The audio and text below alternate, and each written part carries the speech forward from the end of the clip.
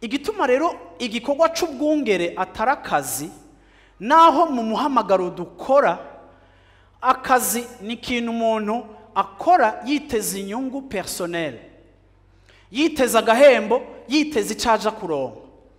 Igituma vyitwa umuhamagaro nuko bishoboka kuronka agahembo canke ntukaronke arakava ku bantu, ariko akimana koko muzokaronka. Iyo udatahura ibintu neza ugitangura ugira isanganya rininiya, kuko uba ufise conception itariyo ikagutuma ushobora kurambirwa canke ukananirwa, kuko ubu pastor si igikorwa dukora kugira ngo tugire réussite sociale canke kubera ibindi byose vyatunaniye tukaba turi imvuzi, tukaba turonsa abantu tugira dupange hama ngo ivyacu bizocamwo.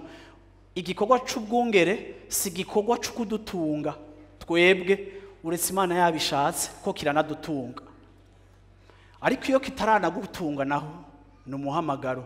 Nico gituma umuhamagaro ari ikintu ushobora kuzira, kandi umuhamagaro nturabigwa kuri intérêt personnel, umuhamagaro urabigwa kucumariye abo uri kurakorera.